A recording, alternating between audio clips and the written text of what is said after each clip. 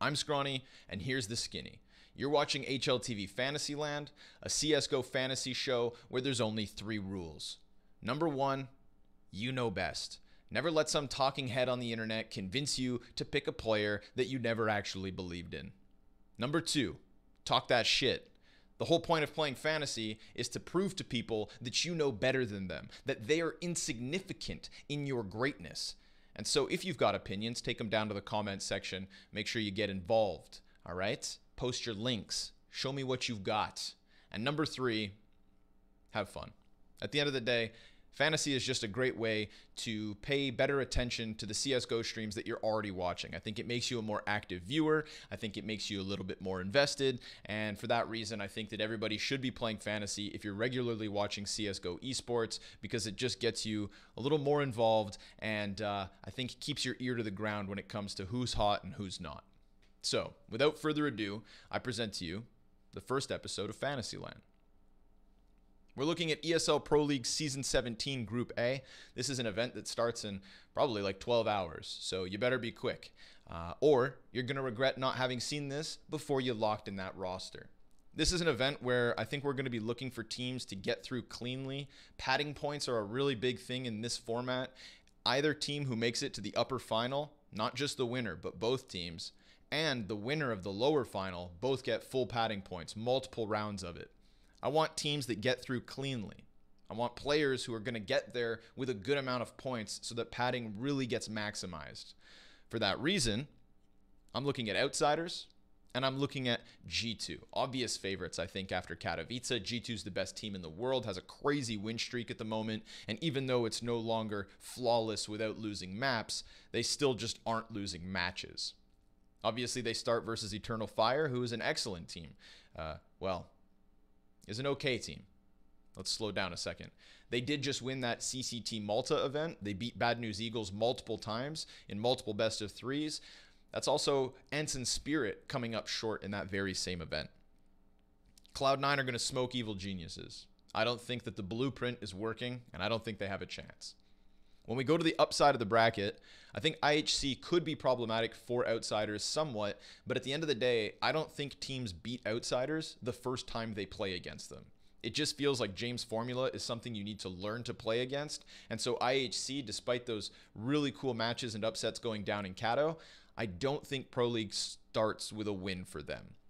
They could be deadly moving forward, and there's definitely points to be gained down in the lower rounds. As you'll see, there are multiple throughout Group A, not only a lower bracket, but the Group A last chance stage. So tons of CS and tons of opportunity for them to advance themselves through this.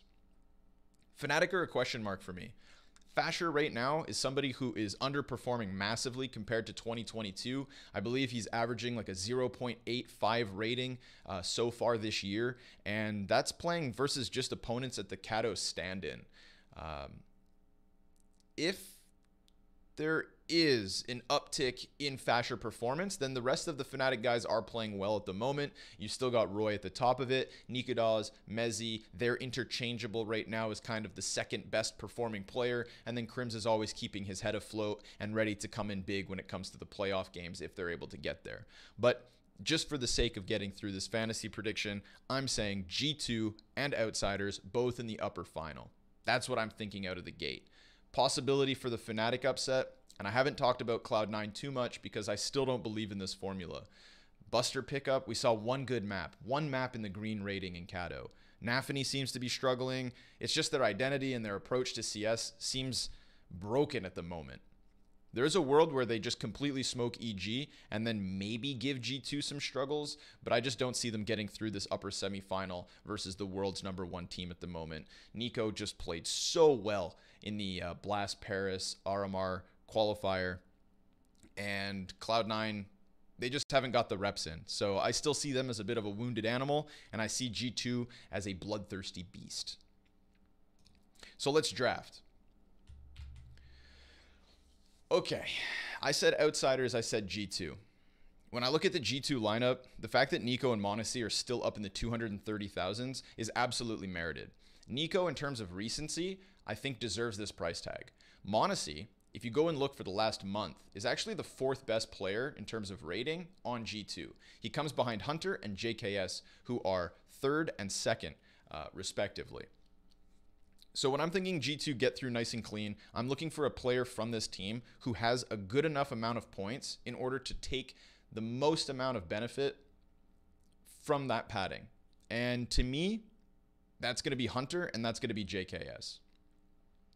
HLTV's a great price tag, 174,000. You know he's going to get team win points.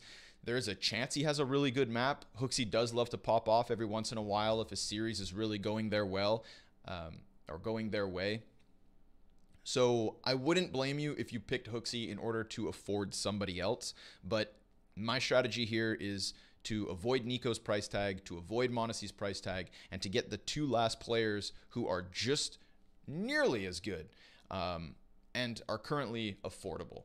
For the G2 formula, I think this just makes a lot of sense. Scroll down a little bit to outsiders. Now, when it comes to outsiders in fantasy, Jame is one of the best players that you can pick in fantasy ever. I don't know why. He's just meant for this. This is the only player I know of who can lose 16-4 on Vertigo and still finish that map with a plus 1.3 rating. Jame doesn't die, and therefore, in terms of the fantasy format, he is really good at farming points.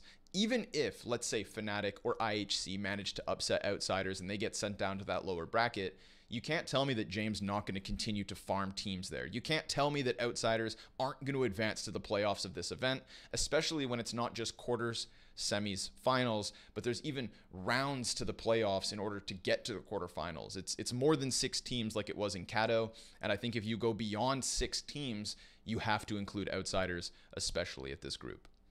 So, Flit's a bit expensive when I compare him to Chiron and Fame. Chiron came in with a really good, great first event in Katowice. I mean, this guy just scares the shit out of me.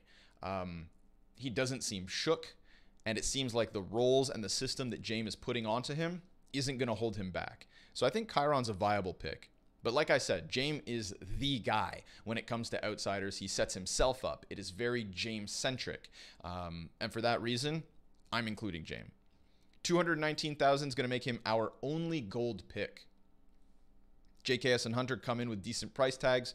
You know, now we're only working with 365,000 with 2 more picks to make, which means we're going to have to go for a bronze. And the fact that HLTV is already grayed out is a little bit worrying. Now, you could go Kickert, but I don't know, man. I just don't trust Kickert. Sometimes Kickert gets 5 kills on a map even when they're winning. So I'm going to keep scrolling down here, and we're going to go past Fnatic. I'm going to dodge Fnatic because it's one of those teams that, kind of like when you're fantasy playing FaZe, you never know who's going to be the player that's going to farm all of the points. You know, Roy has absolute carries some games, and then there's other times where m0nesy and Nikodas can be right with him. I alluded to Fasher's shortcomings so far in 2023, and I think that Crims isn't the guy who's going to go massive carry mode. You know, he'll have great maps in playoffs. He'll have important round wins, but he's not a fantasy pick in that regard, even though I do love Crims. Cloud9. Price tags on Axile, price tags on Shiro. We literally can't afford Shiro at this point. Axile is simply too expensive. Hobbit is sometimes reliable, but also sometimes quiet. He's the kind of player who I actually like picking for Cloud9 when they're going to dominate a team, like they will when they open up versus Evil Geniuses. Buster hasn't played enough maps. I don't know what he's really up to. We've seen 1 map with a positive rating, and that was promising, but then it just followed up with like the IHC failure and the elimination from Katowice. And then there's Nafany. Nafany's a player who, again, much like Hobbit, when they're playing lesser opposition, can get super aggressive, can get up in their face, and can just always get those 2 kills, go down, let his team finish. He's a viable pick at the moment. IHC, I'm just going to skip. I think they showed greatness, but I also think that those were really close wins in Kato, and I don't know which of these players I really want to bank on. With 3 of them over 200,000, the only real option here for me is maybe Techno, but if you go outside of Asian Counter-Strike, Techno's not putting up numbers. Bartak, no thanks. No chance. MIBR. Now, MIBR is interesting. I like Exit right now. I just watched a little bit of the Americas RMR. close qualifier, and Exit was putting up some good stuff. m0nesy came to Katowice and I think blew a lot of people away. But at the same time, he's just still so new. He's somebody who I'm keeping a close eye on, but at 208,000, I mean, he's more expensive than JKS. I just can't justify picking anybody here. We're looking for budget picks to close this out, and that's why I go all the way down to the bottom and I check out Eternal Fire. I think recency bias is going to be a motivation for my pick here. Obviously, I'd love to get Xantares at 219 because you know he's going to post something like a 1.2 rating by the end of the event. But the fact that Eternal Fire also opened versus G2 makes me nervous because it means they're going to have a lot of games to play in order to move forward. But if we go back to the bracket, Eternal Fire, when they lose versus G2, will face the loser of Cloud9 Evil Geniuses. If and when Cloud9 defeat EG, Eternal Fire are the only other team who are essentially guaranteed to match up versus Evil Geniuses, who I think they have a really good chance at just smoking, right? They're coming off of a lot of success right now. Contrast that to EG, who couldn't even get themselves to the Americas RMR for the Paris Major.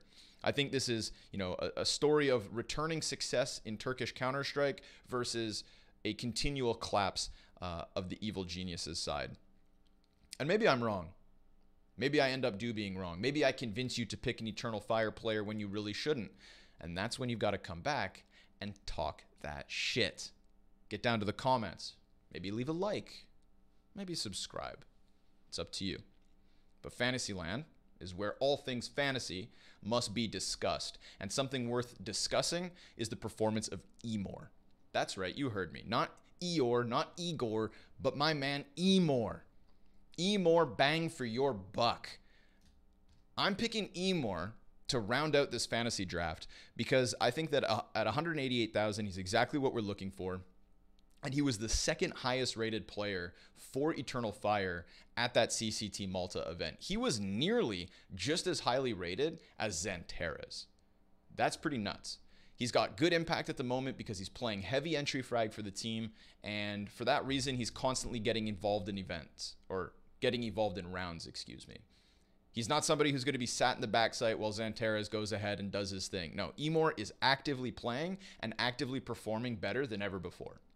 It's a crazy pick to some, but it's the one that I think will elevate this roster with the padding points I think I have guaranteed on the G2 Outsiders pick in order to take me to that next level. Then what are we left with? The scraps. I would love to pick Hooksy here because I think the team will do best. In terms of bronze cards, he's on the team that will do best. But he's grayed out already. We go down to Cloud9 and we have Buster or Nafany. I don't like the Buster pick because, again, we haven't seen enough. Nafany is an option.